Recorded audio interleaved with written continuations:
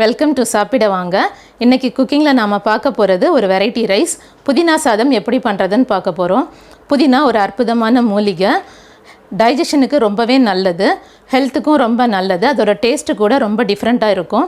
இன்றைக்கி நாம் என்னோடய மாடி தோட்டத்தில் கொஞ்சம் புதினா இருக்குது, அதை தான் பறிச்சுட்டு வந்து இன்றைக்கி பண்ண போகிறோம். ஃப்ரெஷ்ஷாக இருக்கிற புதினாவில் பண்ணும்போது இன்னும் டேஸ்ட் ரொம்ப நல்லாவே இருக்கும். இது மாதிரி டிஃப்ரெண்ட்டான டிஷ்ஷஸ் டெய்லியும் நீங்கள் பார்க்கணுன்னா நம்மளோட சேனல் சப்ஸ்கிரைப் பண்ணுங்கள். அதுக்கு பக்கத்தில் இருக்கிற பெல் ஐக்கான் கிளிக் பண்ணுங்கள்.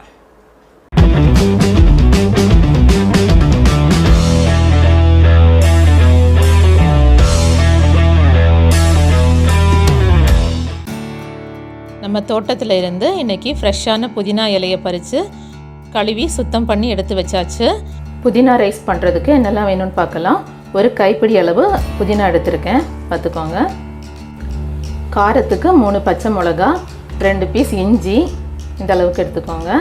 ஒரு சின்ன நெல்லிக்காய் அளவுக்கு புளி, 2 வரமிளகா, உளுத்தப்பருப்பு, கடுகு, கொஞ்சமாக முந்திரி அண்ட் 200 கிராம் பாசுமதி ரைஸ் எடுத்திருக்கேன். இதை வேக வச்சு வடித்து எடுத்து வச்சிடுறேன். நீங்கள் பாசுமதி ரைஸில் பண்ணுறதுனாலும் பண்ணலாம், நார்மல் ரைஸ் கூட பண்ணலாம். எந்த ரைஸில் பண்ணாலும் நல்லாயிருக்கும், டேஸ்டியாக தான் இருக்கும். 200 கிராம் ரைஸ் எடுத்து சாதம் ரெடி பண்ணி வச்சுருக்கேன். உதிரியாக இருக்கிற மாதிரி சாதம் செஞ்சு கொஞ்சமாக ஆற வச்சு எடுத்து வச்சுக்கோங்க. இப்போ ஒரு மிக்சர் ஜார் எடுத்துகிட்டு அதில் புதினா இலை அண்ட் தென் புளி, பச்சை மிளகா, இஞ்சி இந்த 4 சேர்த்து நல்லா ஃபைன் பேஸ்ட் பண்ணிக்கலாம். நல்லா அரைச்சி எடுத்துக்கலாம். அரைக்கிறதுக்கு கஷ்டமாக இருந்தால் கொஞ்சமாக தண்ணி விட்டு ஒரு 2 ஸ்பூன் தண்ணி விட்டு அரைச்சிக்கோங்க.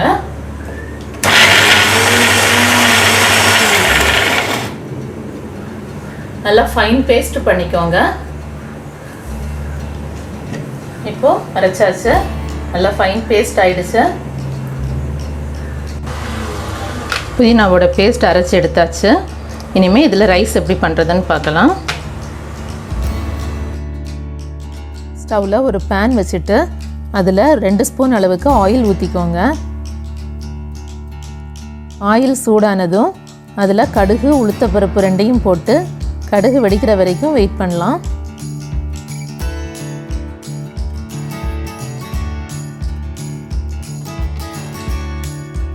இப்போது அதில் முந்திரி, மிளகா வத்தல் 2ம் போட்டு நல்லா ஃப்ரை பண்ணிக்கோங்க.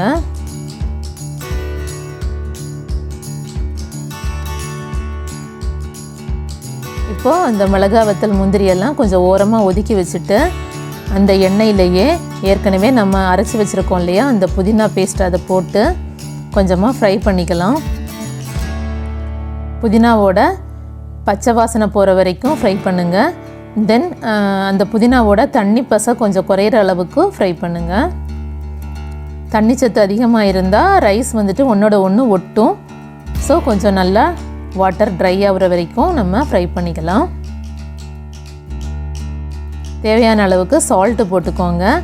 நீங்கள் ரைஸில் சால்ட்டு போட்டு வடிச்சிருந்தீங்கன்னா இங்கே கம்மியாக போட்டுக்கோங்க. ரைஸில் சால்ட்டு போடலைன்னா நீங்கள் இங்கே 1/4 ஸ்பூன் சால்ட்டு போட்டுக்கோங்க. இப்போது ரெடி ஆகிடுச்சு. எல்லாத்தையும் சேர்த்து நல்லா மிக்ஸ் பண்ணி விட்டுக்கோங்க. இதிலையே நாம் ஆல்ரெடி வடித்து வச்சுருக்கோம் இல்லையா ரைஸ், அதை கொட்டி மெதுவாக கிளறி விட்டுக்கலாம். ரைஸ் உடையாத அளவுக்கு மெதுவாக கிளறி விடுங்க. ரொம்ப வேகமாக கிளறினா ரைஸ் உடஞ்சிரும். இப்போது ரைஸ் ரெடி. வாவ், சூப்பராக இருக்குது. பார்க்கவே ரொம்ப நல்லா இருக்குது. ரொம்பவே சூப்பரான டேஸ்டியான புதினா ரைஸ் ரெடி. இது லஞ்ச் பாக்ஸ் கொடுத்து அனுப்புறதுக்கு ரொம்ப குயிக்காக பண்ணிக்க முடியும். கிட்ஸ் ரொம்ப லைக் பண்ணி சாப்பிடுவாங்க, ஹெல்த்துக்கும் ரொம்ப நல்லது.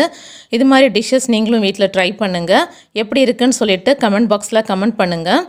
இது பிடிச்சிருந்தால் உங்கள் ஃப்ரெண்ட்ஸ்க்கு ஷேர் பண்ணுங்கள், லைக் பண்ணுங்கள். டேஸ்டியாக சாப்பிடுங்க, ஹெல்த்தியாக இருக்கு.